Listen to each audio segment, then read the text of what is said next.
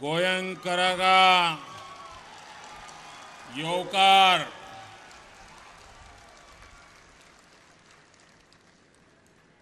मंच पर विराजमान मंत्री परिषद के मेरे साथी, देश के रक्षा मंत्री श्रीमान मनोहर पर्रिकर जी, यहाँ के मुख्यमंत्री श्रीमान लक्ष्मीकांत जी, केंद्र में मेरे साथी श्री नितिन गडकरी जी, श्रीपाद नायक जी, प्रदेश भारतीय जनता पार्टी के अध्यक्ष श्रीमान विजय जी, गोवा के उप मुख्यमंत्री श्रीमान फ्रांसिस डिसूजा जी, सांसद श्री नरेंद्र जी, राज्य सरकार में मंत्री श्रीमान दयानंद जी, श्रीमती कुंडा जी, श्रीमान राजेंद्र जी, बेटी बचाओ बेटी पढ़ाओ मिशन के कन्वीनर श्रीमान राजेंद्र फड़के जी, श्रीमान अनिल होबले जी, सदानंद तानवड़े जी, प्रकाश वेलीपे जी और विशाल संख्या में पधारे हुए प्यारे भाई और बहनों,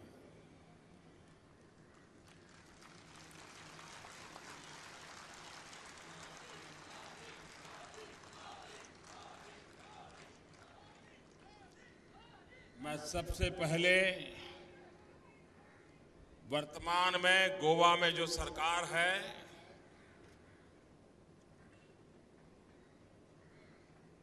उस सरकार को बधाई देना चाहता हूं, गोवा वासियों को बधाई देना चाहता हूं, क्योंकि ये 5 वर्ष गोवा के विकास के वर्ष रहे हैं।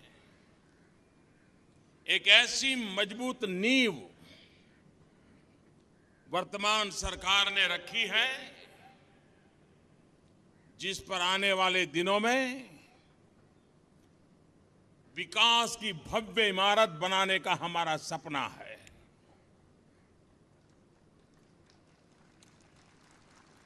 कुछ महीने पहले एक मैगजीन ने पूरे देश का सर्वे किया और उन्होंने पाया कि हिंदुस्तान में जितने भी छोटे राज्य हैं, उन छोटे राज्यों में चमकता हुआ कोई सितारा है तो वो गोवा प्रदेश है। चाहे शिक्षा का मामला हो, सोशल इंफ्रास्ट्रक्चर की पहल हो, इंफ्रास्ट्रक्चर के काम हो, गोवा सरकार ने हिंदुस्तान के सिर्फ छोटे नहीं, बड़े बड़े राज्यों को भी सबक सीखने के लिए प्रेरित किया है। ये काम गोवा ने करके दिखाया।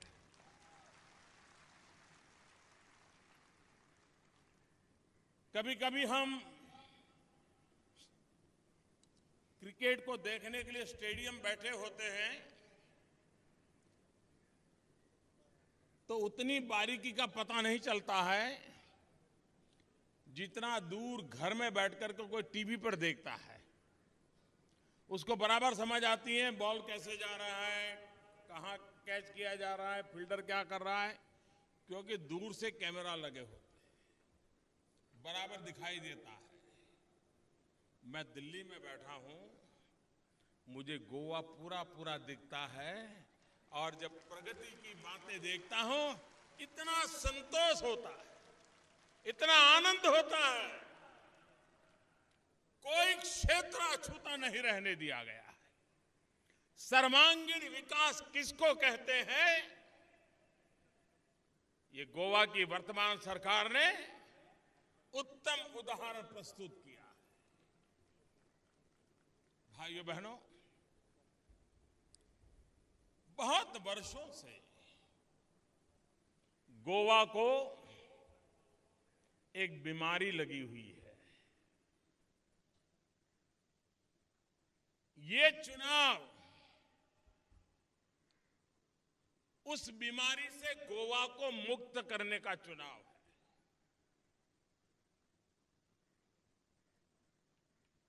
कौन सी बीमारी है?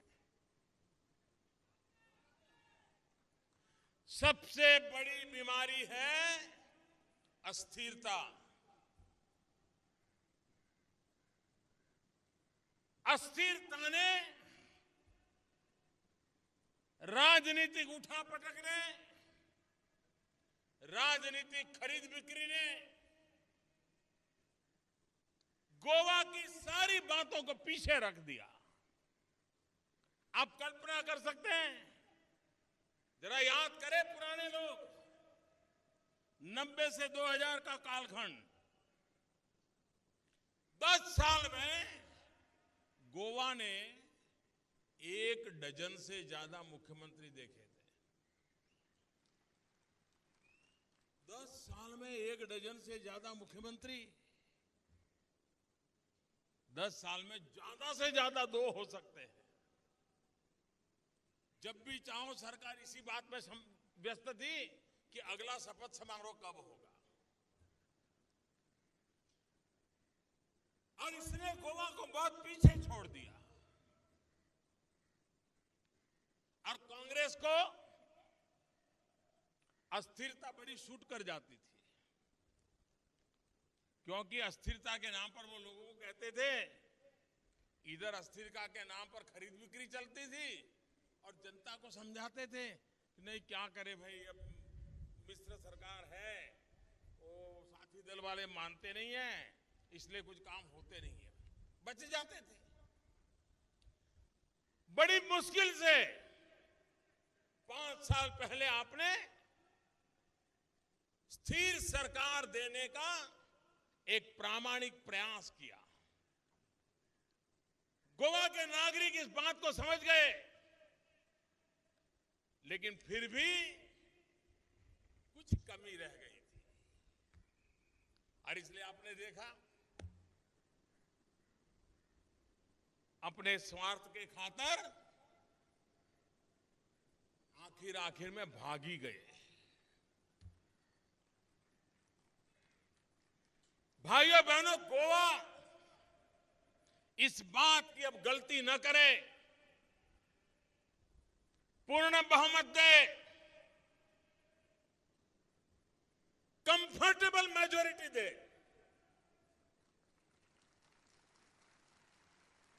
मैं आपको वादा करता हूं, अगर आप हमें कंफर्टेबल मेजॉरिटी देंगे, हम गोवा को हिंदुस्तान का सबसे कंफर्टेबल स्टेट बना देंगे।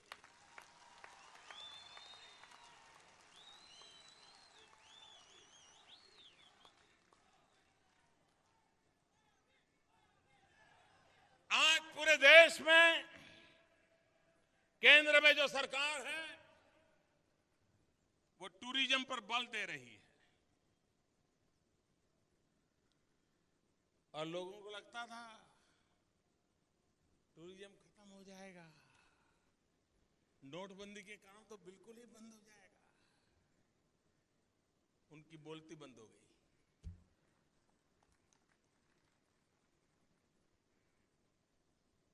दिवाली के बाद भी टूरिज्म में बढ़ोतरी होती गई। आप मुझे बताइए, हिंदुस्तान में टूरिज्म बढ़ता है, हिंदुस्तान में विदेश के टूरिस्ट आते हैं, सबसे ज्यादा लाभ किसको मिलता है? जरा बोलिए ना, किसको लाभ मिलता है? दुनिया भर के टूरिस्ट कहां आना पसंद करते हैं? ये इसलिए संभव है क्योंकि गोवा की हमारी सरकार ने टूरिज्म को केंद्र में रखते हुए इंफ्रास्ट्रक्चर का निर्माण किया है, और दिल्ली की भारत सरकार ने वीजा नियमों में ऐसा बदलाव किया है कि बहुत आसानी से टूरिस्टों को आने की सुविधा हो गई। अनेक देशों को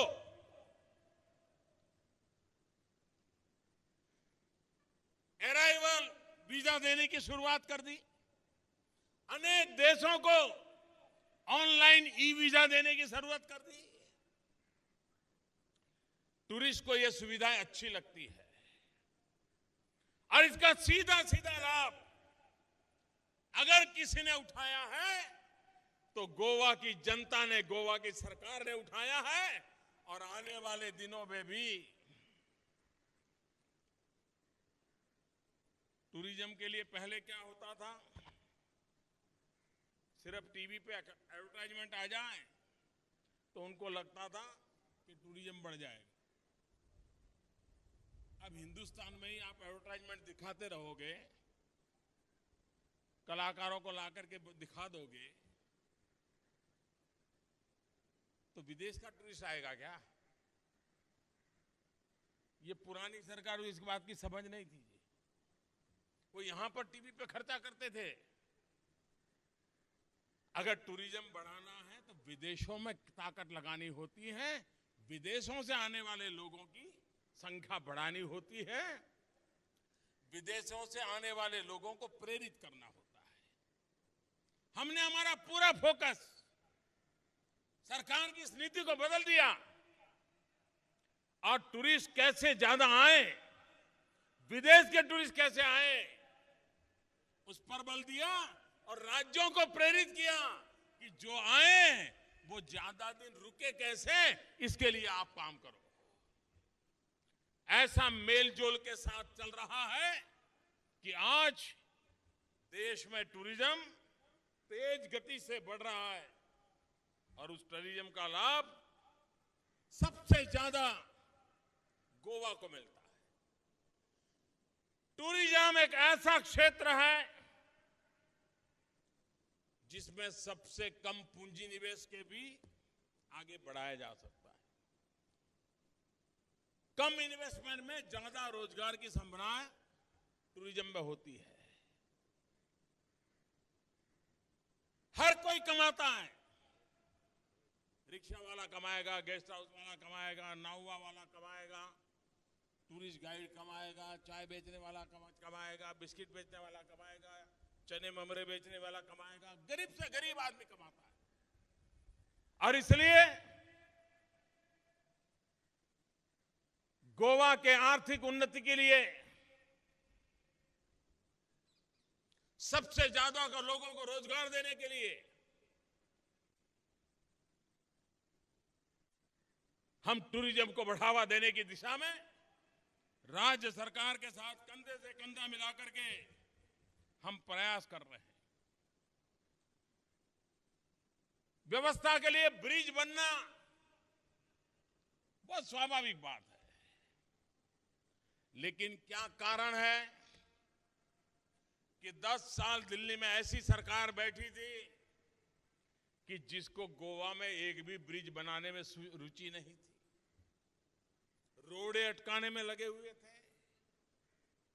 अगर गोवा में उपयुक्त इंफ्रास्ट्रक्चर नहीं होगा, छोटे सा राज्य सिकुड़ करके रह जाएगा, विकास की संभावनाएं धीरे धीरे कम हो जाएगी।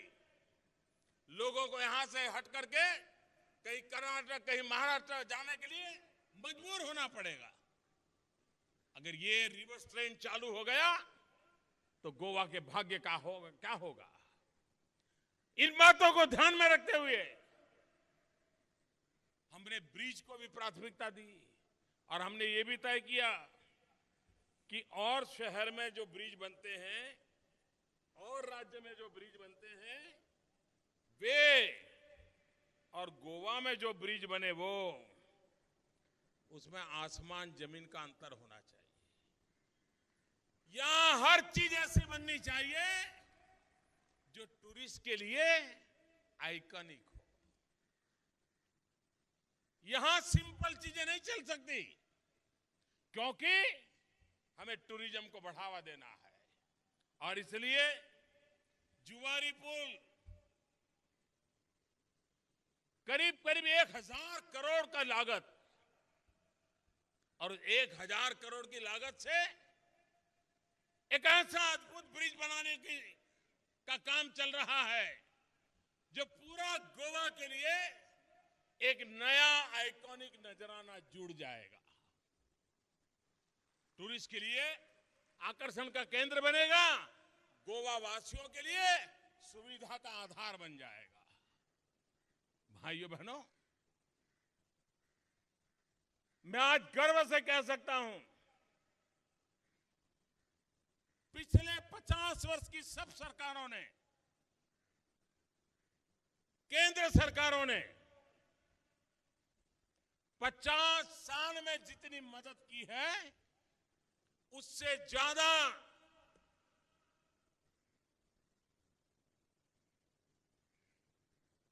25 महीने में हमारी सरकार ने गोवा को मदद की है। आप कल्पना कर सकते हैं, एक तरफ 50 साल का टोटल और दूसरी तरफ 25 महीने का टोटल। ये गति है हमारी, ये हमारी दिशा है। और इसलिए भाइयों बहनों, मैं गोवा वासियों से आज विशेष आग्रह करने आया हूं। 4 तारीख को हम मतदान करेंगे और गोवा को एक दुर्भाग्य है, यहां अच्छा करने का उमंग वाले नेताओं से ज्यादा दूसरे का बुरा करने में आनंद आने वाले नेताओं की संख्या ज्यादा है। उनको इस बात में आनंद नहीं आता कि भाई चलो गोवा का भला हो, ये भी नहीं है कि मैं कुछ अच्छा करूंगा। उनका तो यही है, मैं मरूं तो मरूं लेकिन तुझे न छोड़ू। मेरे गोवा वासी, ये जो वोट कटाऊ लोग हैं ना, वोट काटने वाले लोग, ये लोकतंत्र का जेब काट लेते हैं। ये लोकतंत्र के जेब कतरे हैं और लोकतंत्र के जो जेब कतरे होते हैं वो किसी के लिए भला नहीं चाहते हैं। वो सिर्फ वोट काट काट करके लोकतंत्र की जेब काट लेते हैं और लोकतंत्र को नीचा दिखाने का, लोकतंत्र को वीक करने का प्रयास करते हैं। कभी कभी ऐसा भी होता है, कुछ लोग, जैसे 1 तारीख को बजट आने वाला है भारत सरकार का, कुछ पार्टियां अभी से बैठी हैं, कुछ इकोनॉमिस्ट को बुला रहे हैं, कुछ लिखने पढ़ने वालों को बुला रहे हैं और अभी से ड्राफ्ट बना रहे हैं कि 1 तारीख को भारत सरकार का बजट आएगा। अभी तो बजट आया नहीं है, बजट में क्या आने वाला है उनको पता नहीं है, लेकिन अभी से ड्राफ्ट बना रहे हैं कि जैसे ही बजट पूरा हो हम ऐसा कैसा हमला कर दें ताकि गोवा में भी मैसेज चला जाए, पंजाब में भी मैसेज चला जाए, उत्तर प्रदेश भी मैसेज चला जाए, उत्तराखंड मैसेज चला जाए, मणिपुर मैसेज चला जाए। उसके लिए कागज पर अभी से ड्राफ्टिंग कर रहे हैं। बजट आने के बाद कोई प्रतिक्रिया दे तो हम समझते हैं, विपक्ष आलोचना करे ये भी समझते हैं, लेकिन अभी से वो मेहनत, वित्त मंत्री बजट के लिए जितनी मेहनत कर रहे हैं उससे ज्यादा इस सरकार को बुरा भला कहने का मौका ढूंढने वाले लोग अभी से इतनी मेहनत कर रहे हैं कि बजट के खिलाफ क्या बोलना। ये लोकतंत्र के लिए अच्छी सोच नहीं है। कुछ लोग, पराजय सामने दिखता है तो पराजय अपने सर पर ना आए इसलिए पहले से माहौल बना देते हैं। जब उनको पता चल जाता है, आपने देखा होगा कुछ बच्चे एग्जाम में अगर ठीक नहीं कर रहे हैं तो कहते हैं कि टीचर ने पढ़ाया नहीं था। माँ बाप भी कहेंगे नहीं ये स्कूल बेकार है, हमारा बच्चा, फिर कहेंगे नहीं वो एग्जामिनर जो था ना उसने ठीक देखा नहीं इसलिए बच्चे के मार्क्स कम आए। कभी ये नहीं देखते कि उनके बच्चे ने पढ़ाई की थी कि या नहीं की थी, लेकिन कारण ढूंढते हैं। यहां भी मैं देख रहा हूं, इस चुनाव में मैंने एक पार्टी का बयान पढ़ा, वो कह रहे थे हमें आश्चर्य है पंजाब और गोवा का चुनाव साथ साथ क्यों आया। एक तारीख क्यों, एक ही 4 तारीख को कैसे आ गया, और दोनों बिल्कुल शुरू में कैसे आ गए? ये तो पीएमओ ने इलेक्शन कमीशन पर दबाव डाला है, इसलिए आ गया है। मतलब पराजय की तैयारियां चल रही है, बहाने ढूंढे जा रहे हैं। हार जाएंगे तो क्या कहेंगे? इलेक्शन कमीशन ने डेट ऐसी दे दी इसलिए हार गए। क्या चुनाव में, लोकतंत्र में लड़ाई ऐसे मुद्दों पे करोगे कि इलेक्शन के कमीशन ने डेट कौन सी दे दी? अगर एम्पायर पर ही भरोसा नहीं करते हो तो खेल के मैदान में आते क्यों हो?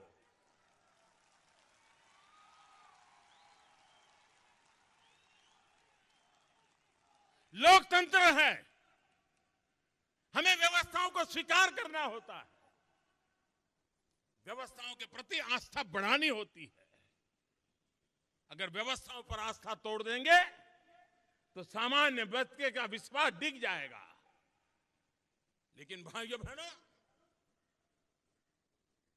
राजनीति को इतने नीचे स्तर पर ले जाने का प्रयास हो रहा है कि जिसके कारण सार्वजनिक जीवन के मूल्य, उसको गिराने के लिए कुछ लोगों को गौरव महसूस हो रहा है। भाइयों बहनों, आप मुझे बताइए, हिंदुस्तान की जनता समझदार है कि नहीं है? मुझे बताइए, समझदार है कि नहीं है? समझदार है कि नहीं है? सबके सब चुनाव में देश के हर कोने में कांग्रेस की विदाई क्यों हो रही है भाई? पिटाई क्यों हो रही है? समझदार है कि नहीं लोग? जो समझ हिंदुस्तान के हर नागरिक को है, उससे ज्यादा समझ गोवा के नागरिकों को है।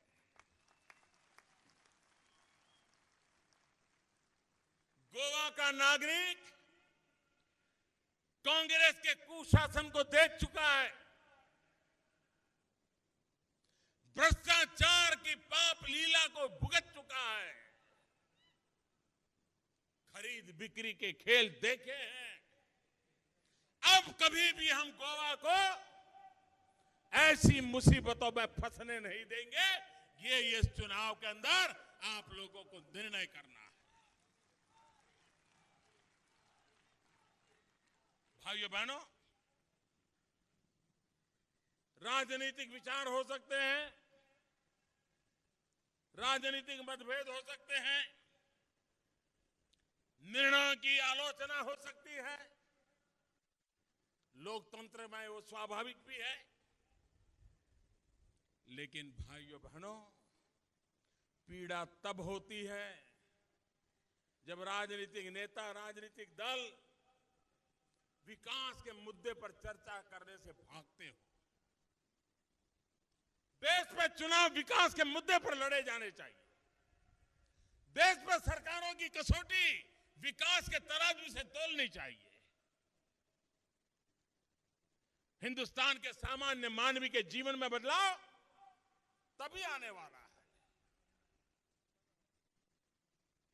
भाइयों बहनों, आज दुनिया देख रही है कि हिंदुस्तान में वर्षों के बाद एक ऐसी सरकार आई है जिसमें हिम्मत है, हिम्मत से फैसले भी लेते हैं।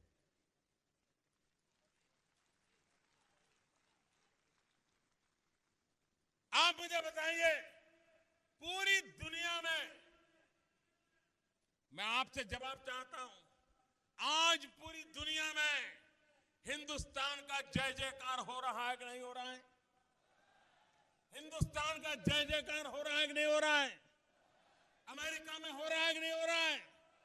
जापान में हो रहा है कि नहीं हो रहा है? चीन में हो रहा है कि नहीं हो रहा है? श्रीलंका में हो रहा है कि नहीं हो रहा है? नेपाल में हो रहा है कि नहीं हो रहा है? भाइयों बहनों, ये जय जयकार क्यों हो रहा है? क्या कारण है? क्या कारण है जय जयकार हो रहा है? पूरी ताकत से बताइए, क्या कारण है जय जयकार हो रहा है? मोदी के कारण नहीं हो रहा है। ये जय जयकार हो रहा है 125 करोड़ हिंदुस्तान वासियों ने 30 साल के बाद पूर्ण बहुमत वाली सरकार चुनी। अगर दिल्ली में अस्थिर सरकार होती तो आज विश्व हिंदुस्तान की तरफ जिस प्रकार से देख रहा है नहीं देखता। क्या गोवा में भी कंफर्टेबल मेजॉरिटी के साथ स्थिर सरकार बननी चाहिए कि नहीं बननी चाहिए? बननी चाहिए कि नहीं बननी चाहिए? पूरे हिंदुस्तान में गोवा का डंका बजना चाहिए कि नहीं बजना चाहिए? हिंदुस्तान के हर कोने में गोवा का जय जयकार होना चाहिए कि नहीं होना चाहिए? और इसलिए भाइयों बहनों, मैं आज आपसे आग्रह करने आया हूं, पूर्ण बहुमत के साथ साथ मैं कंफर्टेबल मेजॉरिटी कहता हूं। आने वाले 5 साल में जो काम 50 साल में नहीं हो पाए वो मुझे करके दिखाना है गोवा में, क्योंकि दुनिया भर से मैं टूरिस्टों को लाना चाहता हूं। विश्व भर में जो वातावरण बना है वो मैं गोवा की झोली भरने के लिए लगाना चाहता हूं, और इसलिए मैं आपसे आग्रह करता हूं। भाइयों बहनों, समय की मेरी सीमा है। सूर्यास्त से पहले हेलीकॉप्टर को उड़ाना पड़ता है, और ये फिर फौज का हेलीकॉप्टर है तो उनके नियमों का मुझे पालन करना पड़ता है। रक्षा मंत्री यहां बैठे हैं, मैं नियम तोड़ नहीं सकता हूं। लेकिन भाइयों बहनों, मैं गोवा का इस बात के लिए आभारी हूं कि देश को उन्होंने ऐसा मजबूत रक्षा मंत्री दिया है। आज पूरा विश्व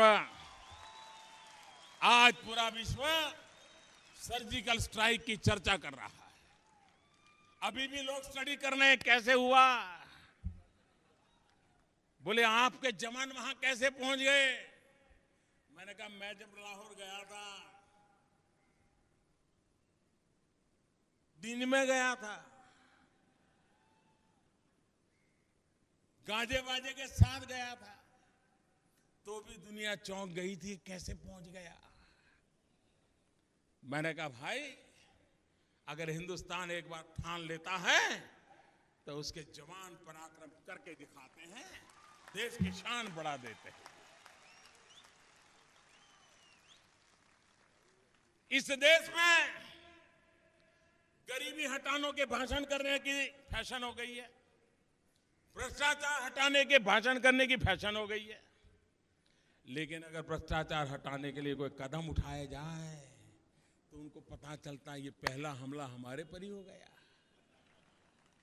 आपके पड़ोस में कर्नाटक में कांग्रेस के मंत्री के घर से 150 करोड़ से ज्यादा नई नोटें, काला धन, सोना। क्यों भाई? और आपने देखा होगा कर्नाटक सरकार को कोई परेशानी नहीं है, वो तो होता रहता है। उस मंत्री को अभी तक इस्तीफा भी नहीं लिया गया, उस मंत्री के खिलाफ नोटिस भी नहीं दी गई है। क्या आप ऐसे भ्रष्टाचार को गोवा में लाना चाहते हो? ऐसे पनपाना चाहते हो? भाइयों बहनों, उदाहरण बहुत काफी होते हैं। सारे देश में भ्रष्टाचार के खिलाफ मैंने एक मुहिम छेड़ी है, और छोटा आदमी भ्रष्टाचार में लिप्त नहीं होता है। बड़े बड़े कद्दावर लोग होते हैं, और ये मेरे पर जो जुल्म हो रहा है ना, ये जुल्म इसी बात का हो रहा है कि मेरे से उनको परेशानी हो रही है। 70 साल तक जो जमा किया है वो मोदी निकाल रहा है, इसलिए परेशानी हो रही है। भाइयों बहनों, ये सरकार गरीबों के लिए है।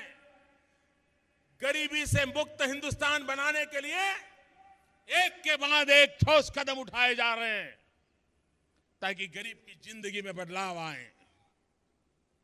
और इसलिए भाइयों बहनों, हमारे कदम कठोर होंगे, लेकिन देश की भलाई के लिए होंगे, राजनीतिक स्वार्थ के लिए नहीं होंगे। देश को भ्रष्टाचार से मुक्त कराने के एक ईमानदार प्रयास का हिस्सा होंगे। और इसलिए मैं आज गोवा वासियों से अनुरोध करने आया, 4 तारीख को मतदान है, सर्वाधिक मतदान हो, फिर एक बार